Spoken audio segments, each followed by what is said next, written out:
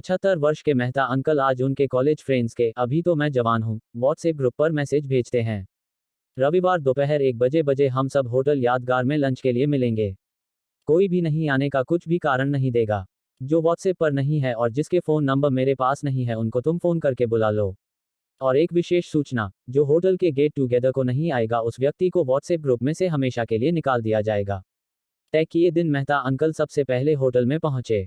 धीरे धीरे करके सब दोस्त आने लगे। 1:30 बजे तक सब लोग होटल पर पहुंच गए।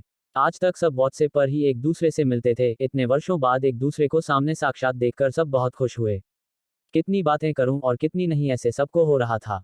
कॉलेज में थे तब कैसे थे और अब कैसे दिखने लगे, यह देखकर सभी हंसने लगे। कितने बदल गए सब के सब। कोई टकले हो गए, कई के दांत गिर गए, कोई दुख से पीड़ित है, कई के पार्टनर अब इस दुनिया में नहीं है, कई को उनके बच्चे संभालते नहीं। हर कोई अपनी जिंदगी की कथा बताना चाहते थे। मेहता अंकल सबकी बातें मन लगाकर सुन रहे थे। उतने में वेटर खाने का ऑर्डर लेने आता है। सभी खाने के लिए बैठते हैं और सब दोस्त सहेलियों को इधर ध्यान दो बोलकर एक सेल्फी ली गई और गप्पों की शुरुआत हुई। दोस्तों, आज तुम सब ने मेरी बात मानी और यहाँ आए उसके लिए धन्यवाद सबको। आज इतने सालों बाद हम सबको मिलने का, एक साथ बातचीत करने का योग हुआ, इससे ज्यादा आनंद को बात कोई हो ही नहीं सकती। कोई कोई तो कॉलेज में थे वैसे ही है और कोई कोई जिंदगी के धक्के खा खाकर थोड़ा बहुत प्रमाण में मुरझा गए हैं।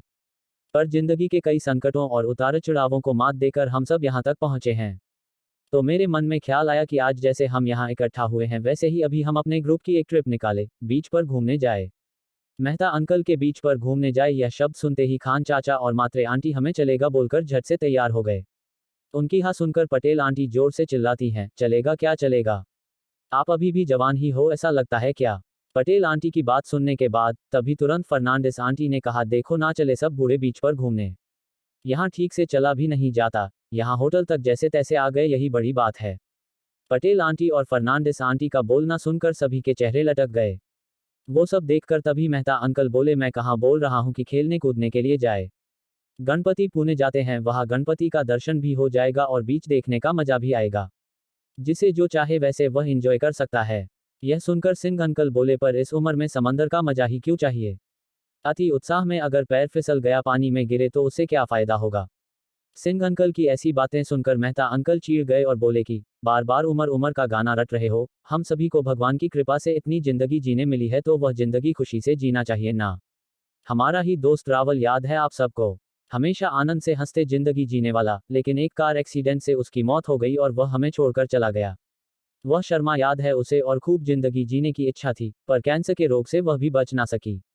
हमारे बराबर के ही कई लोग थे जिनको खूब इच्छा थी जीने की, पर नसीब ने उनका साथ नहीं दिया। हम सबको नसीब का साथ मिला है, भगवान की कृपा से हमारे शरीर के हिस्से अच्छे चल रहे हैं। थोड़ा बहुत प्रॉब्लम सभी को है, मैं नहीं कहता, नहीं बोलकर भी हमेशा प्रॉब्लम्स का विचार करके रोकर ही जिंदगी जीनी है क्या? समय है, चांस है, तब तक हर एक आने वाला क्षण का आनंद लेने के लिए क्या हरकत है? ध्यान में रखना दोस्त, उम्र यह सिर्फ एक आंकड़ा है और वह शरीर की उम्र मापने के लिए है, पर मन से खुश रहने का प्रयास हम पक्का कर सकते हैं ना। और जैसे ही मन प्रसन्न होने लगा कि शरीर अपने आप स्वस्थ रहने लगता है। तो मेरे सभी जवान दोस्त और सहेलियों, यह पूरे सप्ताह में तुम खुद ही खुद को गुलाब दो, खुद को ही चॉकलेट दो, गिफ्ट दो। अभी मैं हमेशा खुश रहने का प्रयास करूंगा या करूंगी, ऐसे खुद को ही प्रॉमिस करो। खुद को आईने में देखकर खुशी से गले लगाओ, नजर उतारो और वैलेंटाइन डे के दिन मस्त गणपति पुणे के ट्रिप पर जाने के लिए रेडी रहो।